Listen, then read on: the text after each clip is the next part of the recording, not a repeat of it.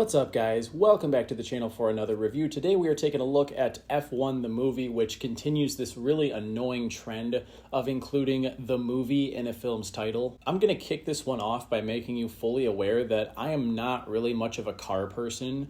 So when I tell you that I know next to nothing about Formula One racing, I mean it. Like, if you asked me to point out the differences between Formula One and NASCAR, I really couldn't tell you, other than the fact that the cars, in terms of the models, look different. That doesn't mean that films of this nature don't cater to my interests. It's just that I don't know the little details, and I'm probably not going to pick up on everything that's happening during the races compared to people who are super into cars and racing in general. In F1, once promising Formula One racer Sonny Hayes, portrayed by Brad Pitt, is approached by an old friend, Ruben, played by Javier Bardem, to help bring his team back from the brink of losing what might be their very last season if they can't pull off a win. Almost immediately, Sonny clashes with the other members of the team, including young rookie driver Joshua, played by Damson Idris. So it's an underdog story about team building and really fast cars with loud engines. And this film is being compared pretty heavily to Top Gun Maverick from a few years back, but for good reason. It does share the same director, Joseph Kosinski,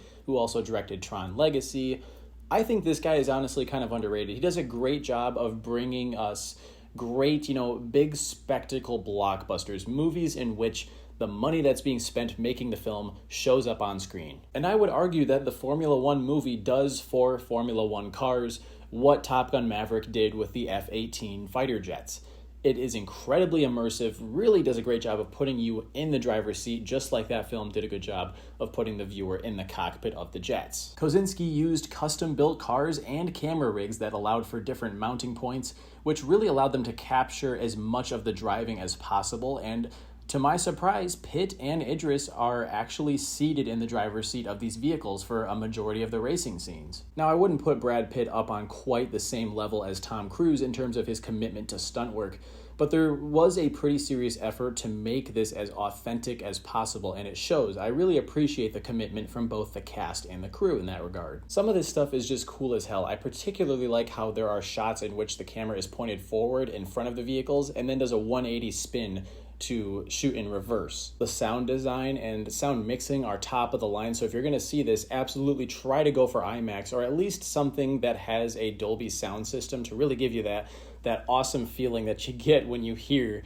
these cool cars revving up. And when you get Hans Zimmer to score your film, there's a pretty good chance that he's going to elevate the material, and I think this is no exception. It's not one of my favorite soundtracks of his by any means, but it hits the right notes in the right moments. Basically, this movie has all of the technical specs to boast that you would expect from a big summer popcorn flick. Now, in terms of the story and the characters, F1 does feel like a throwback to some of the cheesier action films of older filmmaking eras. Think back to the original Top Gun from 1986. In a similar light, F1 is littered with cheesy dialogue, thin characterizations, and predictable twists and turns that never once caught me off guard. So I kind of feel like comparing it to Top Gun is almost a backhanded compliment, because I do enjoy cheesy dad movies from time to time, but they do follow a formula, and that formula doesn't really leave room for many surprises.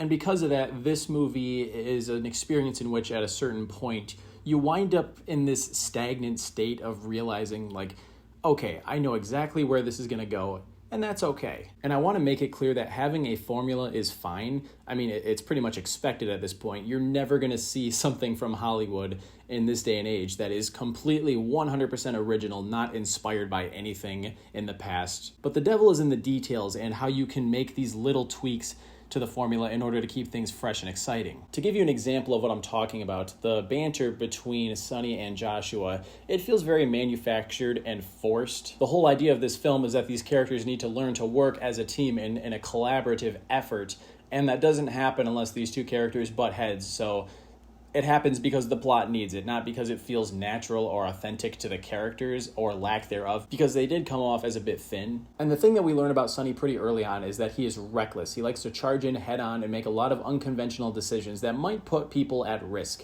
It's what led him to suffering a near-fatal crash in the 90s, and as a result, he temporarily retired from Formula One altogether. And for me personally, part of the joy that I get from the underdog story in film is watching the lead character overcome some form of adversity. I never fully got that joy from F1 because Sonny Hayes is a relatively fixed character.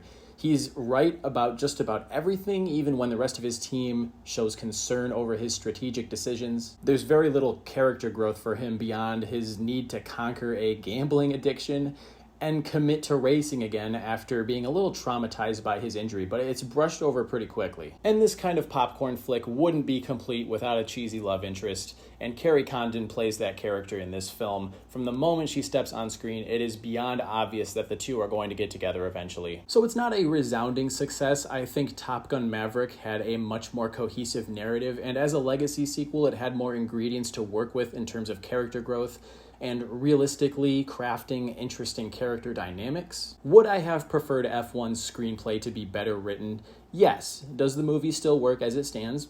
Also yes. This is absolutely a well above average crowd pleaser that gets the adrenal glands working, and it was effective for me. The racing sequences is where it really jolts to life. There are a couple of moments where I thought the pacing during the races was a bit janky. They jumped through the laps in a manner that sometimes broke the immersion that I was feeling, but the final race in particular is excellent. It delivered everything that I wanted. And Brad Pitt is just Brad Pitt. I feel like he's one of those big A-list actors who you kind of can get a feel for what kind of character he's going to play before you watch a movie that he's starring in.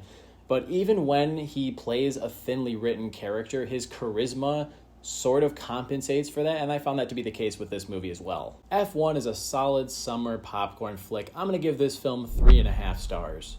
Those are my thoughts on the film. I urge you to go take a look for yourself and come back and let me know down in the comments what you think of it.